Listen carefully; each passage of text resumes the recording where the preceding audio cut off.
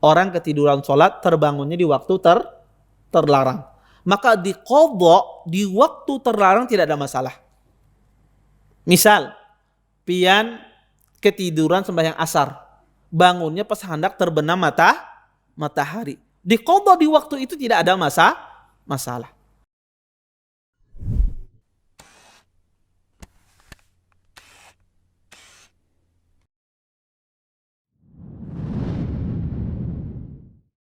Assalamualaikum warahmatullahi wabarakatuh. Innal hamdalillah nahmaduhu wa nasta'inuhu wa nastaghfiruh wa na'udzu billahi min shururi anfusina wa min sayyiati a'malina. May yahdihillahu fala mudilla lahu wa may yudlil fala hadiyalah. Asyhadu an la ilaha illallah wahdahu la syarika lah wa asyhadu anna Muhammadan 'abduhu wa rasuluh. Fa inna asdaqal hadits kitabullah wa khairul hadi Muhammadin sallallahu alaihi wasallam. وشر الأمور محدثاتها وكل محدثة في الدين بدعة وكل بدعة ضلالة وكل ضلالة في النار أما بعد. Bapak-bapak, ibu-ibu, ikhwan dan akhwat yang senantiasa dimuliakan oleh Allah Subhanahu wa taala. Alhamdulillah, pada malam hari ini kita dapat berjumpa kembali dalam rangka belajar menuntut ilmu. Mudah-mudahan pertemuan kita pada malam hari ini mendatangkan berkah di sisi Allah Subhanahu wa taala dan kita dapat mengambil manfaat dari apa yang akan disampaikan nantinya. Kita masuk pada hadis yang ke-29 dari hadis kitab Al-Muwatta. Berkata Imam Malik di sini, bab ma jaa fin naumi 'anis shalah. Bab tentang orang ketiduran ketika salat. Berkata Imam Malik, an Ibn Shihab, an Sa'id ibn Musayyib, anna Rasulullah SAW hina qafala min Khaybar. Berkata Imam Malik dari Ibn Shihab, dari Sa'id ibn Musayyib, sesungguhnya Rasulullah SAW ketika beliau balik dari perang Khaybar, asra'a. Beliau balik dengan cepat. Hatta idza kana min akhiril lail ar-ras. Kemudian sampai pada akhir malam Nabi pun beristirahat. Wa qala li Bilalin, dan Rasulullah berkata kepada Bilal, iqla lana as-subha, wa nama Rasulullah sallam wa ashabuhu wa kala Bilal ma qaddara lahu summa istanada ila rahilatihi wa huwa muqabilul fajri faghalabathu aynah. Berkata Nabi SAW kepada Bilal, wahai Bilal, kata Nabi SAW, jagalah untuk kita waktu subuh. Nabi menyuruh Bilal agar tidak tidur.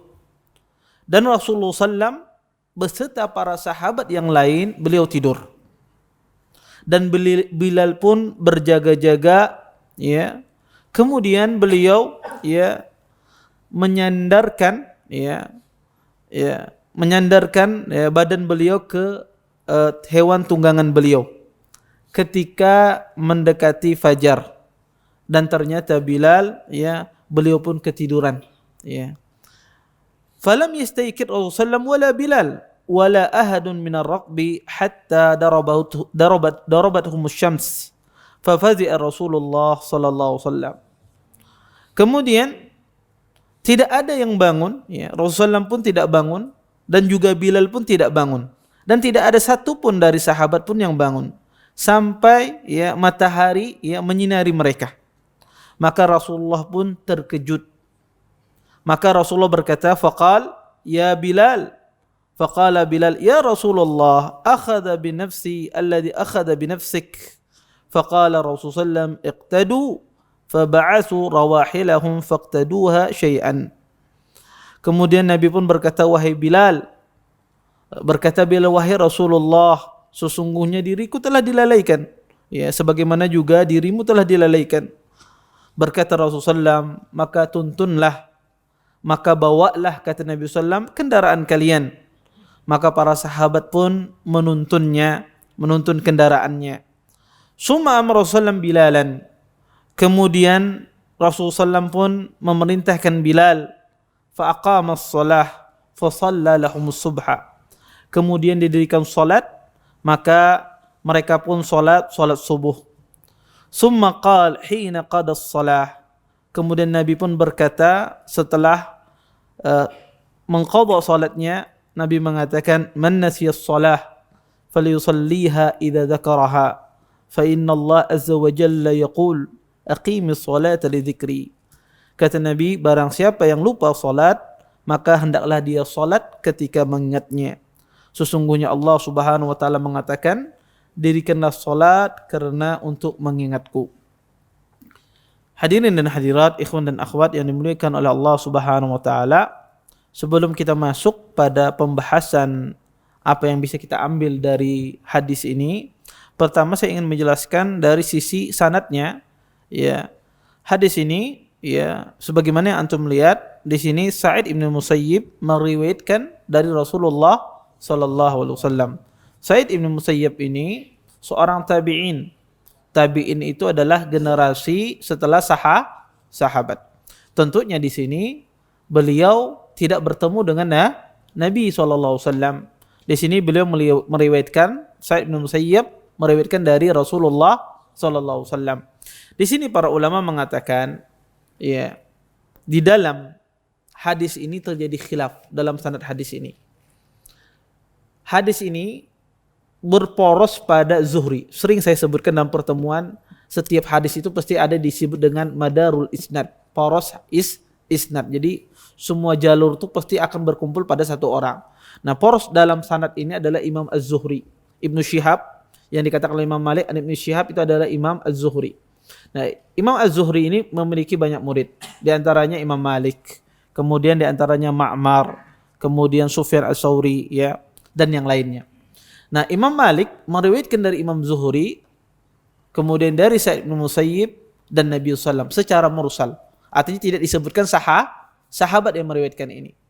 Adapun selain Imam Malik, murid-murid Imam Zuhri yang lain, Sufyan Ats-Tsauri, kemudian Ma'mar dan yang lainnya, mereka meriwayatkan hadis ini dari Imam Zuhri, kemudian dari Sa'id bin Musayyib, dari Abu Hurairah dan dari Nabi sallallahu alaihi wasallam. Yang benar adalah riwayat yang mausul, riwayat yang bersambung kepada Nabi SAW. Oleh karena itu, hadis ini sebetulnya hadis yang sahih. Hadis yang sahih dan juga disebutkan di dalam Sahih Muslim. Taib. Hadis ini berbicara tentang masalah Nabi SAW dan para sahabatnya ketiduran ketika menunggu waktu salat, khususnya waktu salat subuh. Di sini Nabi sallallahu alaihi wasallam ya memerintahkan Bilal untuk berjaga-jaga salat, dan subhanallah, Bilal sahabat yang mulia, beliau pun ketiduran sehingga tidak ada yang bangun di antara para sahabat kecuali ketika matahari sudah terbit. Di sini Nabi SAW setelah matahari terbit, Nabi SAW pun para sahabatnya mengqadha salatnya.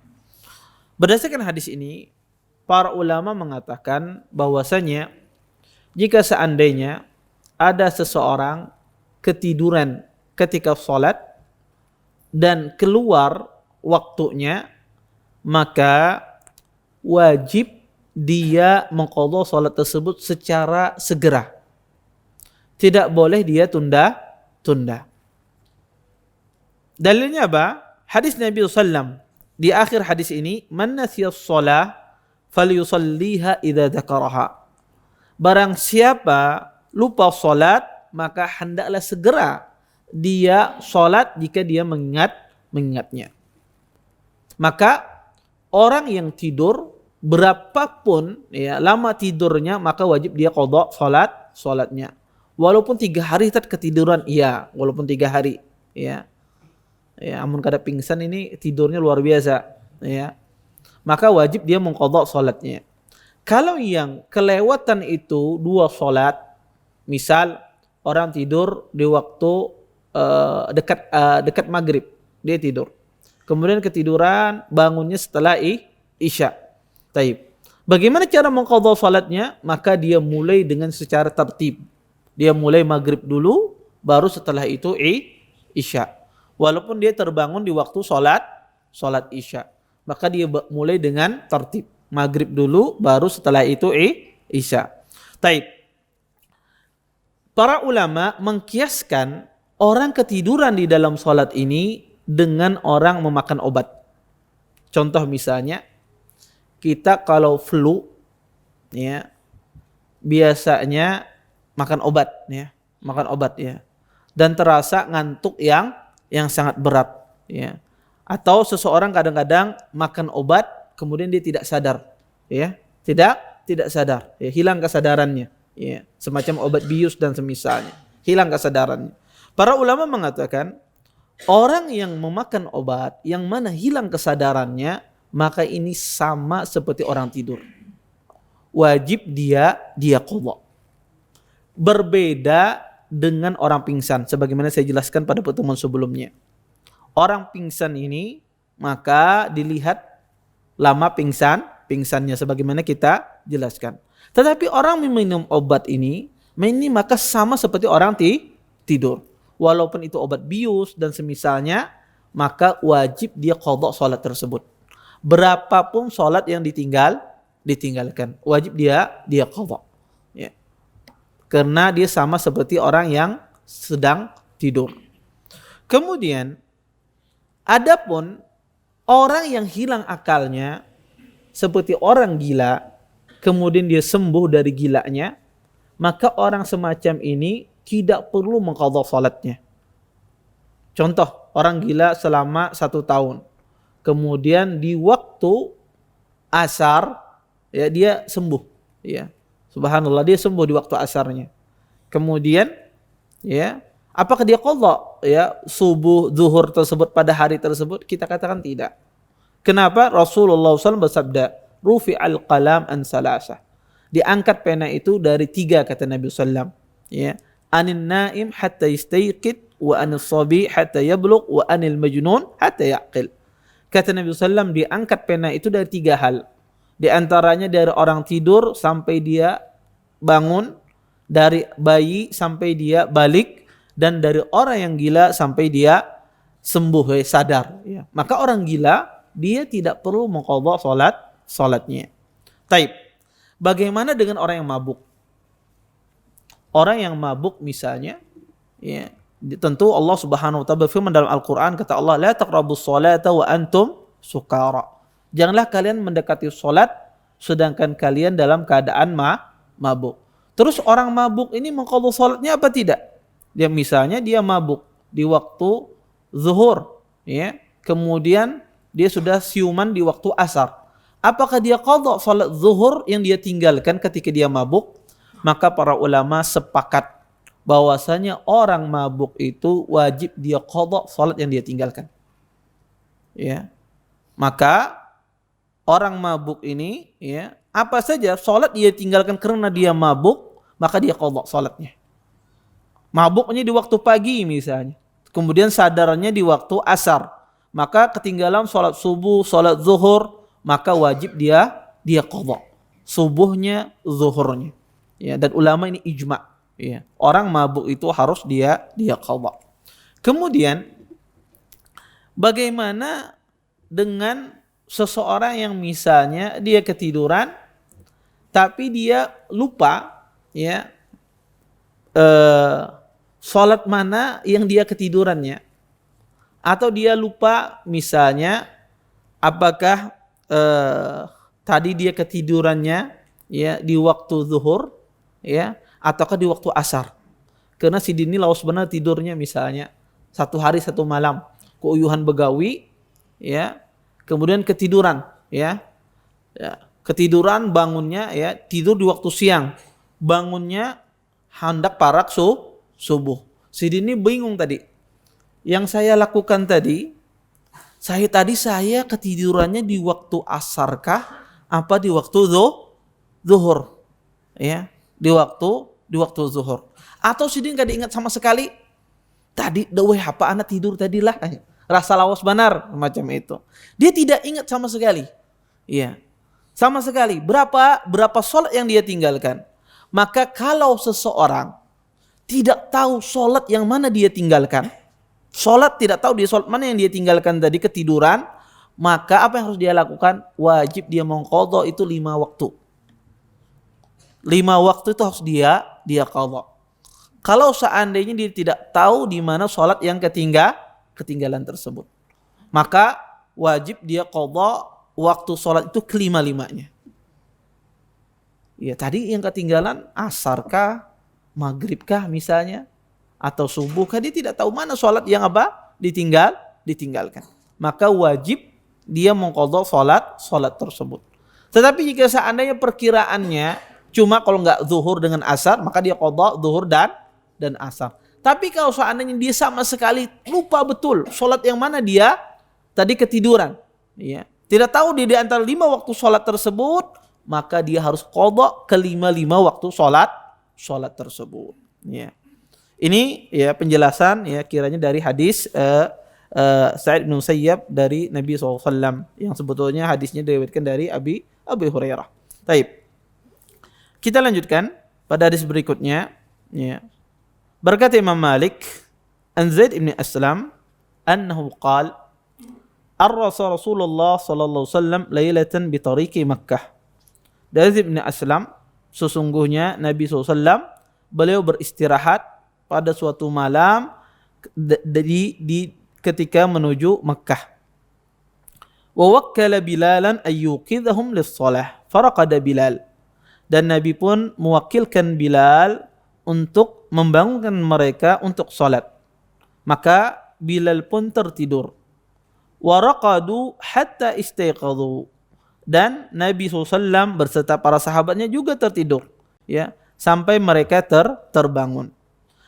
Waqad tala'at alaihimus syams fastayqadhal qaum. Dan ketika matahari terbit, maka bangunlah Nabi dan para sahabatnya. Waqad fazi'u, dan mereka pun kaget. Fa'amarahum Rasulullah sallallahu alaihi wasallam ayyarkabu hatta yakhruju min dhalikal wadi. Kemudian Nabi SAW pun menyuruh para sahabat menaiki kendaraannya sampai mereka keluar dari lembah di mana mereka tertidur tadi. Summa qal, inna hadha wadin bihi syaitan. Farakibu hatta kharaju min dhalikal wadi. Kemudian Nabi mengatakan, sesungguhnya lembah ini di situ ada syaitannya, kata Nabi SAW. Maka para sahabat farakibu, maka pun mereka keluar, ya, dari lembah tersebut. Summa amarahum Rasulullah sallallahu alaihi wasallam ayanzilu wa ayatawaddau. Wa amara Bilalan ayunadi lis-shalah aw yuqim. Fa shalla Rasulullah sallallahu alaihi wasallam bin nas. Kemudian Nabi memerintahkan mereka untuk berhenti, ya, turun setelah keluar dari lembah tersebut, dan Nabi memerintahkan para sahabat untuk berwudu. Dan Nabi memerintahkan Bilal untuk, ya, mengumandangkan salat atau mengumandangkan iqamah. Maka Nabi pun fasalla Rasul bin nas, Nabi pun salat, ya, menjadi imam bagi para sahabat. Summan sarafa ilaihim. Kemudian setelah selesai salat, Nabi pun berbalik kepada para sahabat. Waqad ra'a min fazaihim, dan Nabi melihat dari para sahabat ketakutan dari mereka. Kemudian Nabi mengatakan, faqal, ya ayuhan nas, innallaha tabaraka wa ta'ala qabada arwahana, walau sya'a raddaha ilayna fi hinin ghairi hadha. Fa idza raqada ahadukum anis salah aw nasiyaha thumma fazi'a ilayha falyusalliha kama kana yusalliha. Kata Nabi sallam, wahai sekalian manusia, sesungguhnya Allah Subhanahu wa taala telah mencabut ruh-ruh kita.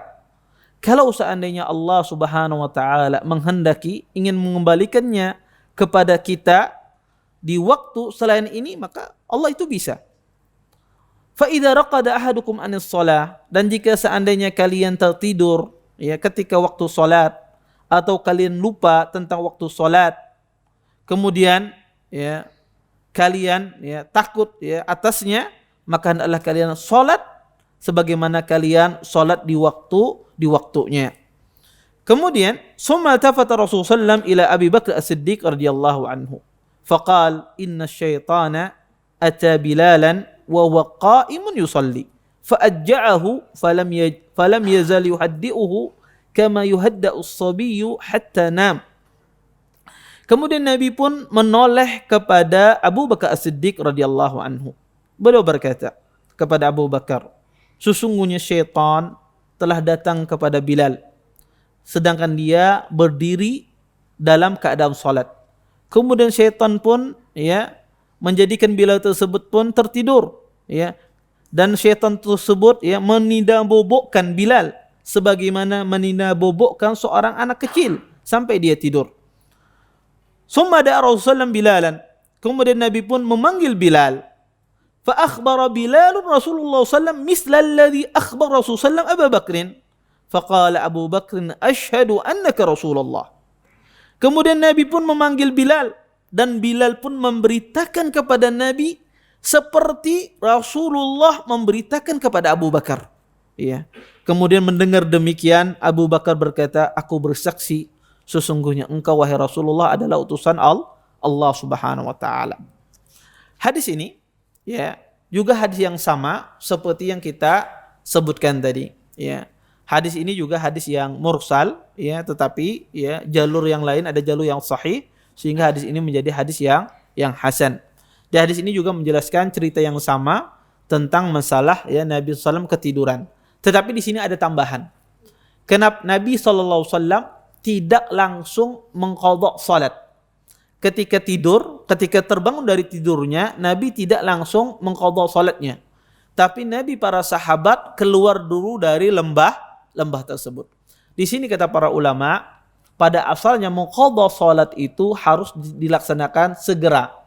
Tetapi kalau ada sebab seperti yang disebutkan oleh Nabi SAW, di situ ada tempat syaitan, maka seseorang hendaknya dia pergi dari tempat tersebut. Keluar dari tempat tersebut. Sebagaimana yang dilakukan oleh Nabi dan para sahabatnya. Karena sebab Nabi mengakhirkan qadha tersebut akibat ada syaitan di lembah tersebut. Sehingga Nabi pun keluar dari lembah tersebut. Kemudian juga di sini menjelaskan bagaimana mukjizat Rasulullah sallallahu alaihi wasallam. Rasulullah memberitakan kepada Abu Bakar apa yang terjadi pada Bilal, padahal Nabi sallallahu belum tahu. Bilal belum menceritakan kepada Nabi kenapa dia tertidur, dan Nabi tahu. Tentu di sini Nabi sallallahu tidak mengetahui perkara gaib. Ini merupakan wahyu dari Allah Subhanahu wa taala. Nabi tidak tahu perkara gaib kecuali datang dari Allah Subhanahu wa taala. Kemudian Bilal dipanggil oleh Nabi dan membenarkan, menceritakan seperti cerita Rasulullah kepada Abu Bakar. Dan di sini juga sangat jelas bahwasanya Bilal adalah muadzin Nabi sallallahu alaihi wasallam. Bilal disuruh azan oleh Nabi sallallahu alaihi wasallam. Makanya ketika Rasulullah SAW meninggal, Bilal tidak mau lagi azan. Ketika Nabi sallallahu meninggal pada saat itu Bilal tidak mau lagi azan karena dia mengkhususkan azan dia khusus bagi Nabi sallallahu alaihi wasallam.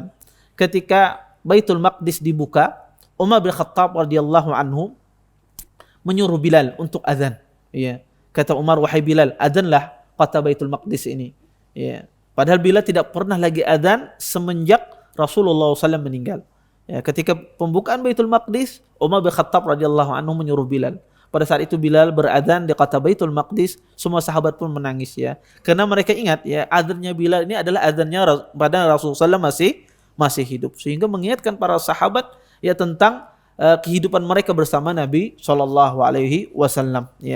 Maka Bilal ini menjadi muadzin Nabi sallallahu alaihi wasallam, dan Bilal tidak pernah adzan lagi kecuali pada Baitul Maqdis setelah Nabi sallallahu alaihi wasallam meninggal. Taib. Kita lanjutkan pada hadis berikutnya. Di tempat saya ini mungkin di buku-buku antum tidak ada hadis-hadis ini. Bab majaa fin nahyi anis salati ba'da subhi wa ba'dal asr. Bab tentang larangan tentang salat setelah subuh dan setelah asar. Mungkin di sebagian cetakan tidak ada. Karena ini tambahan dalam riwayat Abi Musa Az-Zuhri. Semacam itu. Jadi kitab Muwatta ini banyak sekali riwayatnya. Sebagian riwayat itu ada tambahan hadis, sebagian tidak ada. Yang tersebar yaitu kebanyakan riwayat Yahya ibn Yahya Al-Laitsi, sehingga tidak ada sebagian hadis yang saya sebutkan ini. Ada sekitar kurang lebih sekitar 7 hadis tidak ada di sana. Tapi saya akan sebutkan hadisnya hampir sama. di sini tentang masalah larangan ya salat setelah subuh dan setelah asar. Saya sebutkan hadis-hadisnya, nanti saya jelaskan langsung fikihnya sekalian. Berkata Imam Malik, an Zaid bin Aslam, an Atha bin Yasar, an Abdullah as-Sunabihi, anna Rasulullah sallallahu alaihi wasallam qala, inna asy-syamsa tatlu'u wa ma'aha qarnu syaitan. Fa idza irtafa'at faraqaha, summa idza istawat qaranaha, fa idza zalat faraqaha, fa idza danat lil ghurub qaranaha, fa idza gharabat faraqaha. Wa naha Rasulullah sallallahu alaihi wasallam 'anil salati fi tilka as-sa'at. Dari Zaid bin Aslam, dari Atha bin Yasar, dari Abdullah as-Sunabihi, sesungguhnya Rasulullah SAW bersabda, sesungguhnya matahari jika terbit maka bersamanya tanduk syaitan, dan jika matahari itu meninggi maka tanduk itu pun tidak ada. Summa idza stawat qaranaha, dan jika matahari itu ketika istiwa maka tanduk itu pun bersamanya. Fa iza zalat, dan ketika tergelincir matahari tersebut maka tanduk tersebut pun hilang, berpisah darinya. Fa idza danat lil ghurub qaranaha, dan jika matahari itu kalau mau tenggelam maka tanduk itu syaitan itu pun bersama matahari tersebut. Fa idza gharabat faraqaha, dan jika seandainya matahari itu sudah tenggelam maka tanduk syaitan tersebut pun pergi. Wa naha Rasulullah sallallahu alaihi wasallam 'anis shalah fi tilka sa'at, dan Nabi sallallahu alaihi wasallam melarang salat di waktu-waktu yang demikian.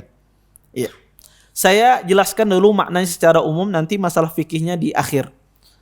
Di hadis ini Nabi SAW menjelaskan kepada kita bahwasanya ada waktu-waktu terbitnya tanduk syaitan. Di sini dijelaskan ketika matahari mau terbit, di situ muncul tanduk syaitan. Ketika matahari mau waktu tergelincir, ya sebelum tergelincir matahari, di situ ada tanduk syaitan. Ketika matahari mau tenggelam, di situ ada tanduk syaitan. Apa yang dimaksudkan dengan tanduk syaitan di sini? Sebagian ulama mentakwil makna tanduk syaitan di sini. Maksudnya adalah karena itu adalah waktu-waktu itu adalah waktu-waktunya sujudnya orang-orang musyrikin ya kepada matahari di waktu-waktu demikian, sehingga dikatakan dia tanduk syaitan di waktu orang-orang musyrikin sujudnya pada waktu-waktu demikian. Sebagian ulama menafsirkan makna hadis ini adalah tanduk syaitan beneran, ya tanduk syaitan yang hakiki, ya ketika itu ada tanduk syaitan di sana, ya. Dan penafsiran yang kedua ini penafsiran yang benar, ya bahwasanya ya di saat itulah ada tanduk syaitan. Seperti apa Ustaz tanduk syaitannya? Ulun juga nggak ada tahu juga. Nah, ya. Kalau ya, seperti apa tanduknya nggak ada tahu. Yang jelas kita wajib beriman. Ya, sama seperti Imam Asy-Syatibi rahimahullah, ya, ditanya beliau, wahai Imam Syatibi, iblis ini dikatakan dia beranak. Ditanya oleh Imam Syatibi, siapa istrinya iblis? Kan bukannya iblis diturunkan satu orang, kok bisa beranak? Siapa istrinya? Ditanya beliau. Ya, siapa istri iblis? Dijawab oleh Imam Syatibi rahimahullah taala, itulah pernikahan yang tidak saya hadiri walimahnya, kata beliau. Ya. Karena pertanyaan tidak bermanfaat, ya pertanyaan yang tidak bermanfaat. Ya. Baik. Kita lanjutkan ke hadis berikutnya. Nanti saya jelaskan di akhir hadis ya tentang makna fikih dari larangan waktu salat ini. Berkata Imam Malik an Hisham ibnu Urwah an abihi anna Rasulullah sallallahu alaihi wasallam qala, dari Hisham ibnu Urwah dari bapaknya, sesungguhnya Rasulullah SAW bersabda, la taharrau bi salatikum tulu asy-syams wala ghurubaha fa innaha tatlu'u bi qarnay syaitan aw nahwa hadha. Wa kana Rasulullah sallallahu alaihi wasallam yaqul idza bada hadibu asy-syams fa akhiru as-salah hatta tabrus wa idza ghab hadibu asy-syams fa akhiru as-salah hatta taghib. Berkata Imam Malik dari Hisham ibnu Urwah dari bapaknya, sesungguhnya Rasulullah SAW bersabda, tidak berhati-hati salah seorang di antara kalian ketika sholat di waktu terbit matahari dan di waktu tenggelamnya. Sesungguhnya di waktu tersebut terbitnya dua tanduk syaitan atau semisalnya. Sesungguhnya Rasulullah SAW bersabda, jika matahari ketika matahari itu mulai terbit, maka Nabi SAW mengakhirkan salat sampai matahari itu meninggi. Dan jika matahari mulai tenggelam, Nabi SAW pun juga mengakhirkan salat sampai matahari tersebut pun tenggelam. Taib. Ini hadis, hadis ini berbicara tentang larangan waktu salat. Kalau kita perhatikan hadis-hadis Nabi SAW, larangan tentang waktu salat itu ada 5 waktu seseorang dilarang waktu salat. Pertama, waktu setelah salat subuh. Waktu setelah salat subuh dilarang kita salat. Kemudian yang kedua, waktu ketika matahari mau terbit. Di waktu subuh juga. Ketika matahari mau terbit, ini juga waktu yang dilarang kita untuk salat. Ini matahari terbit sampai matahari itu masuknya waktu syuruk. Nah, ketika matahari mau terbit dan sampai terbitnya, itu adalah waktu-waktu yang terlarang. Kemudian yang ketiga adalah waktu ketika matahari mau tergelincir di waktu sholat zuhur. Di waktu sholat zuhur, matahari di atas, di tengah-tengah. Ini juga waktu yang terlarang kita waktu sholat. Kemudian yang keempat, setelah sholat asar. Setelah sholat asar. Ini juga waktu kita dilarang untuk sholat. Kemudian yang kelima adalah waktu ketika terbenam matahari. Mau terbenam matahari, ini juga dilarang waktu sholat. Taib. Dari 5 waktu ini, ada waktu yang terlarang itu muwassa', ada mudayyak. Apa itu Ustaz muwassa' dan mudayyak? Dari 5 waktu ini ada waktu yang terlarangnya panjang. Waktunya panjang. Ada waktu yang terlarangnya cuma sedikit waktunya. Cuma sebentar. Yang sebentar itu cuma 2 waktu. Ketika apa? Matahari mau terbit, matahari mau terbit di waktu subuh, itu palingnya sebentar sekali, 10 sampai 15 menitan. Waktu yang terlarangnya. Sama waktu mau tergelincir matahari, masuk waktu sholat zuhur. Itu juga masih sebentar, cuma 15 menitan 10 sampai 15 menitan. Itu waktu-waktu yang terlarang. Nah, ini disebut dengan mudayyak. Ini harus tahu karena nanti ada dampak hukumnya.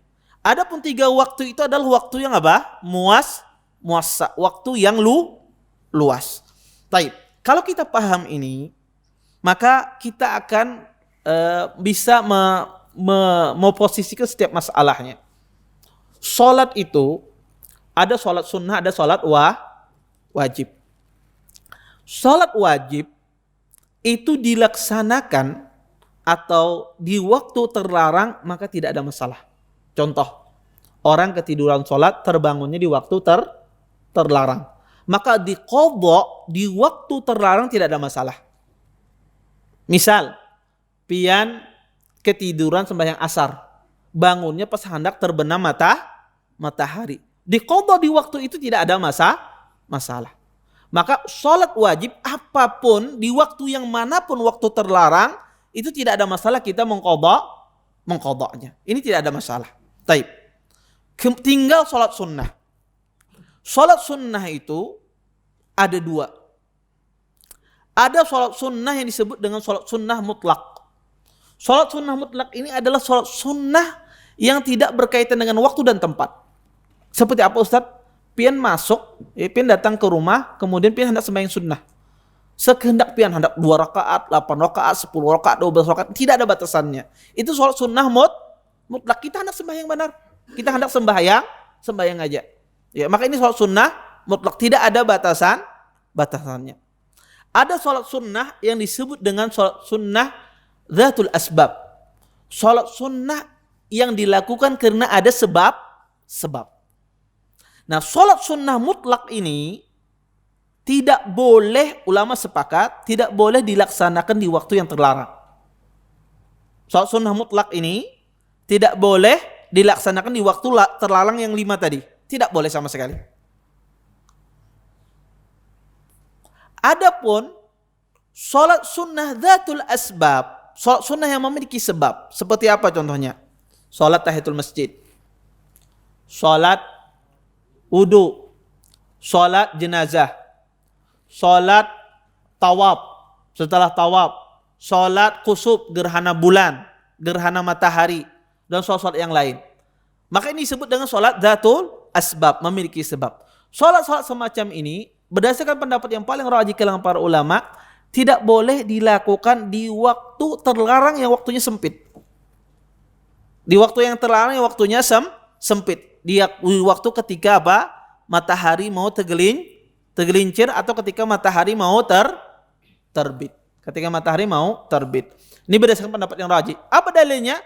Adalah hadis yang saya bacakan tadi. Ya, hadis bahwasanya Nabi SAW jika matahari mau terbit, Nabi SAW akhirkan sholatnya sampai matahari itu meninggi. Ini dalil yang menjelaskan kepada kita bahwasanya sholat sunnah yang memiliki sebab di waktu-waktu yang sempit, yang terlarangnya waktu sempit tidak dilaksanakan. Maka afdalnya kalau pian masuk masjid dan mau masuk misalnya waktu sholat maghrib, misal mau masuk waktu sholat maghrib, tinggal sedikit lagi waktu sholat maghrib, 2 menit, 3 menit lagi masuk waktu sholat maghrib. Afdalnya kita sholat tahiyatul masjid apa menunggu? Maka afdalnya kita menunggu. Afdalnya kita menunggu. Iya. Sama seperti pian ketika masuk sholat zuhur, hendak masuk sholat zuhur, sebentar lagi masuk waktu sholat zuhur. Apa lebih baik? Afdalnya kita menunggu. Terus apa yang ulun digawi Ustaz ketika menunggu itu? Ya bisa aja membaca Quran, ya, mengulang hafalan, berzikir, ya, tidak ada masalah, ya. Maka afdalnya lah kita menunggu. Adapun di luar waktu tadi, ya insya Allah tidak ada masalah. Di waktu-waktu yang terlarang, setelah sholat subuh, seseorang kalau ada memiliki sholat sebab misalnya, maka tidak mengapa dia melaksanakannya. Tetapi di waktu yang sempit, sholat dzatul asbab ini, yaitu 2 waktu ini, hendaknya kita tidak melaksanakan sholat. Taib. Kemudian, bagaimana ya sholat rawatib yang ketinggalan? Yang ketinggalan boleh tidak diqadha di waktu yang terlarang. Contoh, sholat subuh. Ini banyak orang kadang-kadang sholat subuh ini sholat sunnahnya apa? Ketinggalan, ya. Ya ketinggalan. Ya, kada sempat sembahyang sunnah, ya. Hingga mengqadhonya habis sembahyang terus, ya. Ya, hampir tiap hari. Diqadha setelah apa? Setelah subuh. Sehingga orang betakon, orang baru nih ada sembahyang baru pulang kasih sembahyang subuhnya ada khusus, ya. Nah, ini banyak ya kasus fenomena ya di kalangan kita, ya. Taib. Ini apa hukumnya? Orang mengqadha salat sunnahnya setelah waktu terlarang. Ahlul ilm mengatakan bahwasanya salat sunat subuh itu, khususnya salat sunnah subuh, ketika seorang ketinggalan salat sunnah subuh, kapan diqadhanya? Di sini terjadi khilaf di kalangan para ulama. Kata para ulama, kalau seandainya dia terbangunnya waktu subuhnya sudah habis, kada perlu lagi sembahyang sunnah, ya, kada perlu lagi diqadha salat sunnahnya. Misalnya terbangun ketika terbit matahari, ketiduran sidin, ya, terbangunnya terbit matahari. Kata para ulama tidak perlu lagi dia qadha, cukup dia salat subuhnya saja. Sebagian ahlul ilm mengatakan tidak, ya, tetap boleh dia mengqadha salat subuhnya. Taib. Bagaimana kalau seandainya ya seorang tersebut terbangun ya atau sholat subuh tapi kada sempat mengqadha, kada sempat melaksanakan sholat sunnahnya. Kapan dia mengqadhanya ini? Sebagian ulama mengatakan diqadhanya di waktu duha. Diqadhanya di waktu sholat duha. Kenapa? Karena kata mereka adanya larangan melaksanakan sholat sunnah setelah sholat subuh. Maka kata mereka afdalnya qadhanya di waktu sholat duha. Sebagian ahlul ilm melihat bahwasanya diqadhanya boleh di waktu setelah apa? Sholat subuh, ya. Sebagaimana pernah dilakukan oleh seorang sahabat dan juga pernah dilakukan oleh Abdullah pernah dilakukan oleh yang lainnya. Tetapi afdalnya di sini adalah kalau seandainya dia bisa mengqadha di waktu duha itu lebih afdal. Agar terhindar dari khilaf. agar dia keluar dari khilaf. Maka kalau seandainya dia qadha di waktu bersamaan dengan sholat syuruk, itu lebih afdal. Pertama, ya keluar dari masalah khilaf. Yang kedua adalah agar juga terhindar dari fitnah. Ya, terhindar dari fitnah. Khususnya orang ketinggalan sholat sunnah subuhnya tiap hari. Ya. Iya, maka ini akan terjadi fitnah di masjid khususnya, apalagi masjid-masjid orang yang mungkin ya masjid orang awam, ya. Si dini berjenggotan habis sembuh sembahyang terus si dini sembahyang napa? Akhirnya timbul terjadi fitnah di kalangan masyarakat, ya. Maka afdalnya ya kalau seandainya bisa dia qadha di waktu duha, maka itu insyaallah lebih baik. Ya, itu insyaallah lebih baik. Seperti itu pula ketika sholat asar. Orang sholat asar, ya dilarang kita sholat setelah sholat asar. Ya. Pertanyaannya, apakah boleh seseorang sholat sunnah setelah sholat asar? Di sini ada beberapa masalah. Pertama, masalah ada sebuah hadis menyebutkan bahwasanya Nabi SAW beliau ketika adanya tamu, sehingga beliau tidak sempat melaksanakan sholat sunnah zuhur. Ya, sholat sunnah zuhur karena disibukkan dengan tamu, sholat ba'diyah. Akhirnya beliau qadha sholat sunnah zuhur tersebut, beliau qadha setelah sholat asar. Kemudian setelah beliau qadha setelah sholat asar, Nabi SAW kata Aisyah, setelah itu beliau selalu sholat sunnah setelah sholat asar. Jadi setelah beliau qadha, setelah itu Nabi tidak pernah lagi meninggalkan sholat sunnah setelah sholat asar. Padahal kita tahu ada hadis Nabi SAW yang melarang sholat sunnah setelah sholat asar. Nah ini mungkin terjadi, mungkin sebagian orang bingung ya. Nabi SAW pernah sholat asar dan tidak pernah meninggalkannya. Iya, tidak pernah meninggalkannya sama sekali setelah itu. Sehingga ada sebagian orang beranggapan boleh sholat sunnah setelah sholat asar. Berdasarkan hadis ini. Tetapi yang benar adalah sholat sunnah setelah sholat asar itu yang benar tidak boleh. Kenapa? Pertama, hadis yang melarang itu sangat jelas. Adapun hadis yang membolehkan tentang sholat asar itu memiliki banyak penafsiran. Maka kita tidak boleh meninggalkan sesuatu yang jelas dan mengambil sesuatu yang banyak memiliki multi tafsir. Ini yang pertama. Yang kedua, Nabi SAW sholat asar, ya, sebagian ulama mengatakan itu merupakan kekhususan bagi Nabi SAW. Ya, kekhususan bagi Nabi SAW. Nabi jika sudah melakukan sesuatu, beliau terus melakukannya. Sama seperti Nabi SAW melarang wisal, berpuasa terus menerus, tapi Nabi pernah wisal. Ya, sedangkan kita dilarang. Ini kekhususan bagi Nabi SAW. Sehingga ya, maka yang benar dalam hal ini adalah kita tidak boleh ya melaksanakan sholat sunnah setelah sholat asar. Taib. Terus bagaimana Ustadz? Kalau seandainya saya ini telat sholat asarnya, setelah masuk asar, ulun belum sembahyang. Ya sudah 1 jam waktu asar berlalu, saya baru sholat. Nah ketika saya sholat asar, apakah berlaku di situ sholat sunnah asar?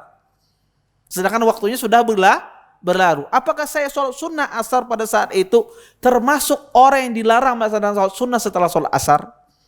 Jawabannya adalah selama orang itu belum sholat asar, maka dia boleh melaksanakan sholat sunnah. Sebelum orang itu, sebelum dia melaksanakan sholat asar, maka dia boleh melaksanakan sholat sunnah, ya, sholat sebelum asar. Berapapun rakaatnya. Tetapi kalau dia sudah melaksanakan sholat asar, bagi orang tersebut, maka tidak boleh lagi dia sholat sunnah setelahnya. Ya, ini mungkin masalah yang perlu kita perhatikan tentang masalah waktu-waktu yang dilarang ketika sholat. Ya, mungkin ini saja. Insyaallah nanti minggu depan ya kita akan masuk pada babul wudu ya. Kita masuk dalam bab wudu insyaallah. Taib. Kalau ada yang bertanya silahkan. Kalau ada yang mau bertanya silahkan. Ya, taib. Ustaz, mengenai larangan waktu sholat yang pendek tadi Ustaz. Iya. Kurang lebih itu berapa menit itu Ustaz? Itu yang pertama. Yang kedua, kalau misalnya asbabnya kita tahiyatul masjid, Iya. itu baiknya kita menunggunya kalau masuk waktu yang pendek tadi, larang tadi, apakah posisi berdiri atau boleh duduk? Iya. Jazakallah khair atas pertanyaannya. Yang pertama, ya, beliau menanyakan berapa waktunya ya, berapa waktunya waktu yang pendek tersebut. Saya tidak tahu pasti ya berapa waktunya, tapi sangat pendek, sekitar 10 sampai 15 menit, tidak lebih dari itu. Ya, tidak lebih dari itu. Tapi berapa tepatnya saya kurang tahu. Taib. Kemudian ketika menunggu waktu yang terlarang itu, posisi kita berdiri apa duduk di dalam masjid. Maka pada asalnya seseorang masuk masjid tersebut, ya, ketika dia masuk masjid sunnahnya dia sholat sebelum dia duduk. Bukan berarti ketika seorang masuk masjid duduk batal tahiyatul masjidnya, tidak. Tahiyatul masjid itu tidak dibatalkan dengan duduk. Tidak dibatalkan dengan duduk. Ya, kenapa? Dalilnya adalah sahabat Nabi SAW ketika masuk sholat Jumat dia duduk. Kemudian disuruh oleh Nabi SAW berdiri untuk sholat. Kalau seandainya dia batal, niscaya Nabi SAW tidak menyuruh dia berdiri. Suruh Nabi keluar dulu kemudian masuk pulang. Ya, kalau seandainya batal, tapi tidak, Nabi SAW tidak mengatakan itu batal. Nah, tetapi walaupun itu tidak membatalkan tahiyatul masjid, tapi dari kita ihtiram terhadap masjid kita tidak duduk. Ya, kenapa? Karena kita tidak melakukan perbuatan yang kita lakukan kecuali yang pertama kali kita lakukan adalah sholat. Ini membabi ihtiram, ya. Tapi kalau usidin tuha, usat setrok, kalau duduk ada apa-apa kalau kayak itu. Kalau orang tuha tidak sanggup ya untuk berdiri lama, maka duduk tidak ada masalah, ya. Dan sholat sunnah pun dilaksanakan secara duduk tidak mengapa. Ya, sholat tahiyatul masjid, ya, sholat sunnah dilaksanakan secara sholat duduk tidak mengapa. Karena yang disyaratkan berdiri itu adalah sholat wajib. Adapun sholat sunnah boleh, tapi pahalanya separuh. Wallahu a'lam. Taib. Ada lagi yang lain? Silahkan.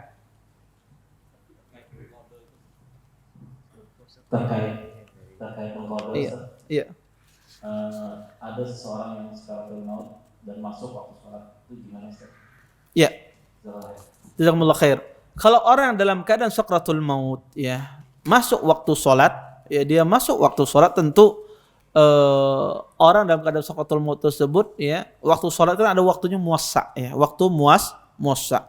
Maka sehingga kalau seandainya dia sudah hilang kesadarannya, maka tidak ada kewajiban bagi dia. Kalau dia hilang kesadarannya, sudah tidak ada kewajiban bagi dia sholat. Tapi kalau seandainya masih ada kesadarannya dan waktu sholat masih panjang, pertama di sini kalau seandainya dia bisa sholat, maka alhamdulillah. Tapi kalau seandainya dia tidak bisa sholat, maka tidak ada kewajiban bagi dia.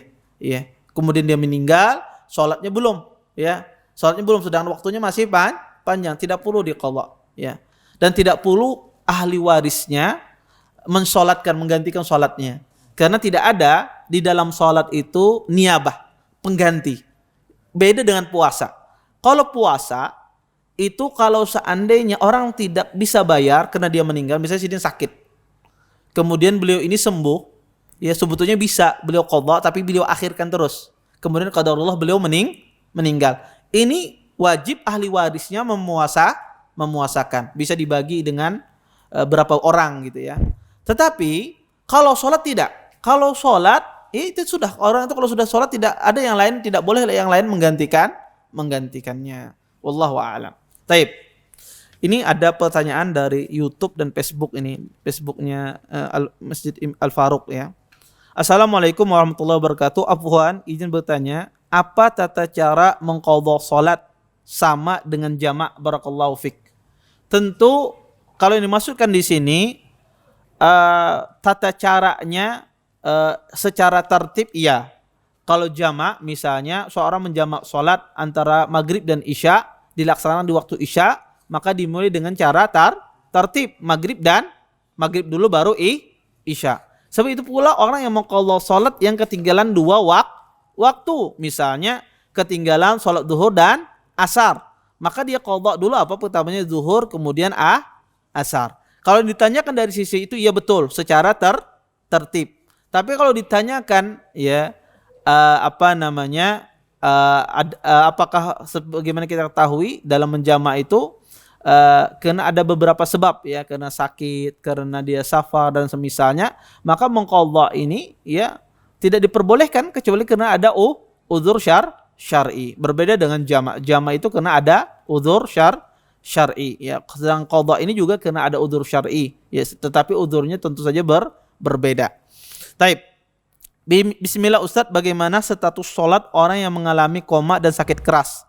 Apakah dia qadha atau bagaimana? Syukran jazakumullah khairan. Tadi sudah kita jawab tadi ya pertanyaannya.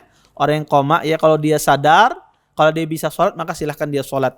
Tapi kalau seandainya dia tidak bisa sholat dan waktunya masih luas dan dia meninggal di waktu yang masih ada waktu sholat, maka tidak perlu diqadha sholatnya, maka dia tidak berdosa. Taib. Assalamualaikum warahmatullahi wabarakatuh. Apakah boleh sholat fardu kifayah setelah sholat fardu? Apa maksudnya nih? Apakah boleh sholat fardu kifayah setelah sholat fardu? Hah? Oh, sholat jenazah. Fardu kifayah ya. Taib. Sholat janaiz setelah sholat subuh ya boleh ya. Tidak ada masalah ya. Sholat janaiz setelah sholat subuh tidak mengapa karena tidak dilarang. Karena kita katakan ini sholat zawatul asbab, maka tidak ada masalah. Taib. Assalamualaikum warahmatullahi wabarakatuh. Nenek saya usia di atas 85 tahun. Saat ini mengalami stroke berat. Baiknya bagaimana cara beliau sholat Ustadz? Kalau seandainya beliau sadar, ya masih sadar, ada akalnya, ya maka tetap sholat. Diingatkan dia sholat sesuai dengan keadaannya. Kalau kada bisa berdiri, berduduk. Kalau nggak bisa duduk, sholatnya apa? Berbaring. Kalau nggak bisa berbaring, ya dia menggerakkan dia dengan isyarat, ya. Kalau seandainya masih akalnya masih ada, khususnya orang tua kadang-kadang kalau bahasa kita yang lebih mudahnya itu kadang-kadang sebagai orang tua itu mengalami kepikunan, ya, mengalami kepikunan. Kalau dia mengalami kepikunan, maka tidak ada kewajiban sholat. Tapi kalau tidak ada, beliau masih sehat berpikirnya, ya, segar berpikirnya, masih ingat, maka tetap wajib sholat, ya. Sholat sesuai dengan keadaannya. Kada bisa berwudu saat kita wudukan. Kada bisa kena air kita tayamumi, ya semacam itu. Maka tetap dia sholat selama akalnya masih ada. Wallahu a'lam. Taib, ada lagi yang bertanya? Ya silakan.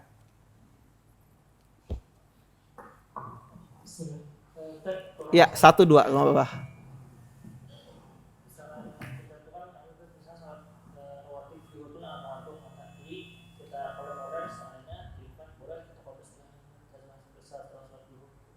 Rawatib sebelum zuhur. Ya. Ya. Taib. Tentu berbeda yang ngantuk dan koler ya. Ya. Kalau koler itu ya beda dengan ngantuk ya. Kalau ngantuk itu dia tidak bisa melaksanakan sholat karena dia posisi ngantuk. Kalau orang ngantuk ya tetap disuruh untuk tidur. Ya orang ngantuk berat tidak tahu apa yang dia katakan disuruh tidur. Jangan, nggak boleh sholat dia karena dia tidak sadar. Ya, ngantuk tentu saja ngantuk ini dia tidak tahu apa yang dia katakan ya. Nah, tetapi kalau dia koler ya, mengqadha tanpa udzur, meninggalkan sholat tanpa udzur ya, maka tidak perlu qadha dia. Kalau dia meninggalkan sunnah rawatib tanpa udzur, tidak perlu dia qadha. Yang kita bicarakan tadi adalah kalau ada udzur syar'i. Kalau tidak ada udzur seperti karena koler, malas, berarti tidak perlu mengqadha dia. Tidak perlu mengqadha. Tapi kalau seandainya dia kena tadi ngantuk, ini lain. Kalau ngantuk dan semisalnya, ya maka ini adalah udzur syar'i. Udzur syar'i boleh dia qadha. Wallahu a'lam.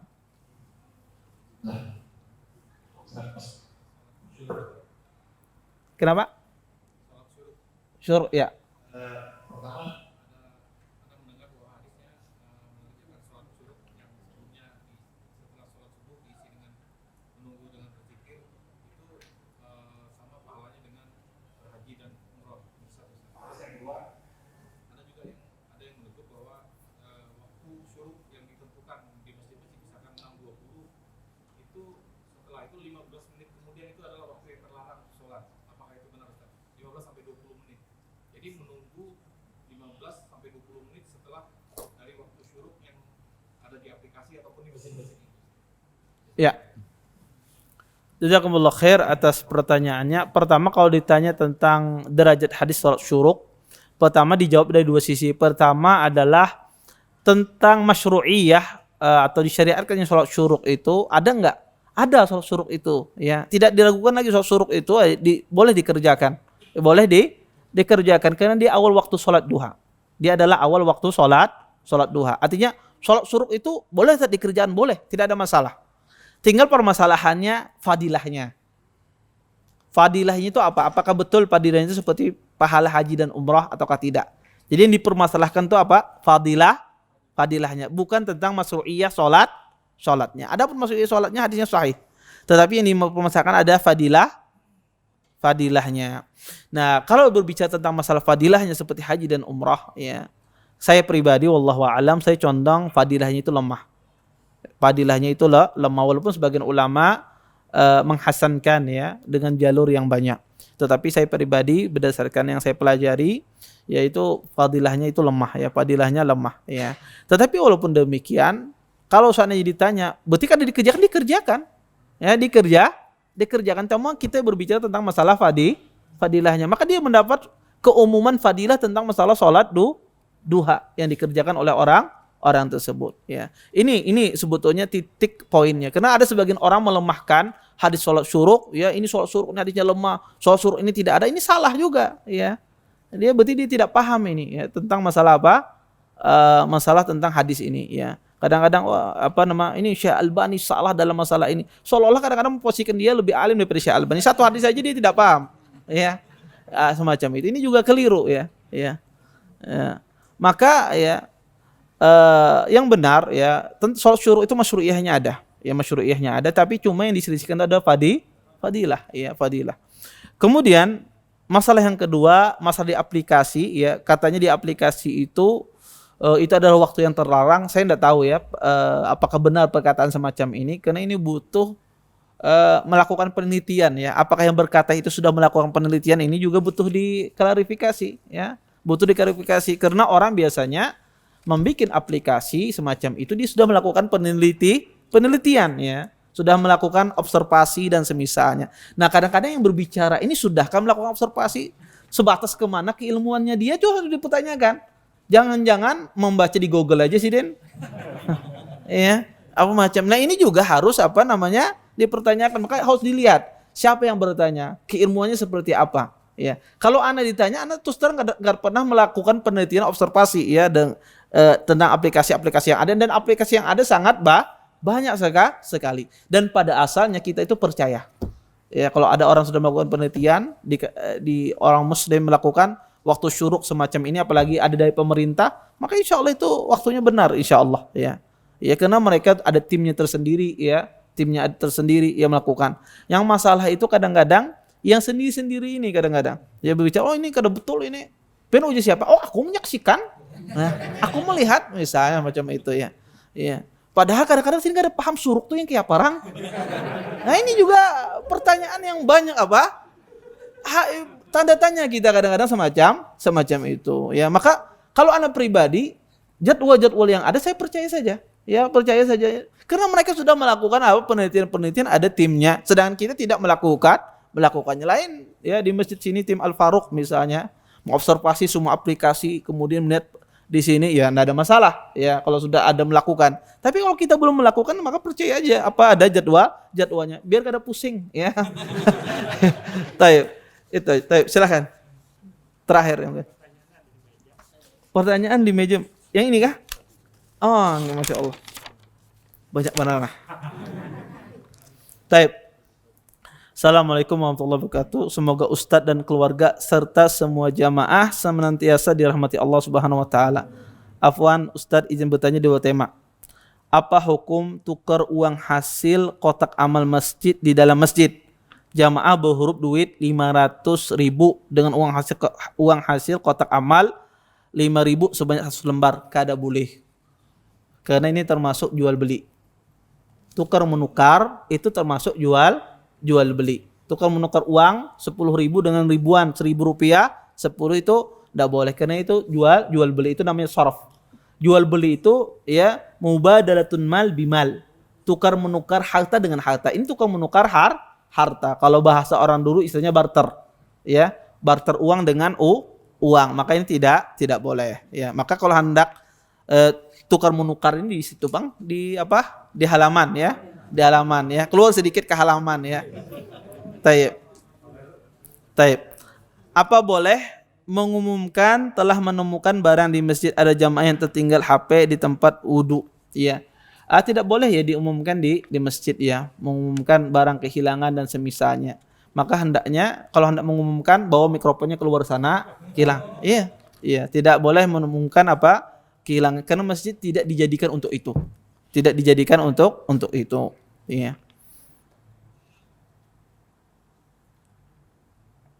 Apakah zikir setelah sholat maghrib dan subuh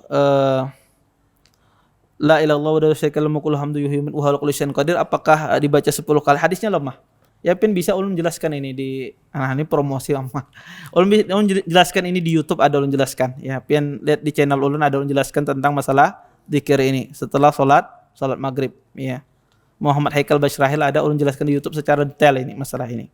Ya tentang kenapa sebab lemahnya hadis ini. Ya hadisnya lemah, ya tidak diamalkan. Wallahu a'lam. Taib, mungkin itu aja dari ulun. Kita tutup dengan doa kafatul majelis. Subhanakallahumma bihamdika asyhadu an la ilaha illa anta astaghfiruka wa atubu ilaik. Assalamualaikum warahmatullahi wabarakatuh. Terima kasih. Jazakumullah khairan wa barakallahu fikum. Video ini dibuat atas partisipasi dari donasi Anda.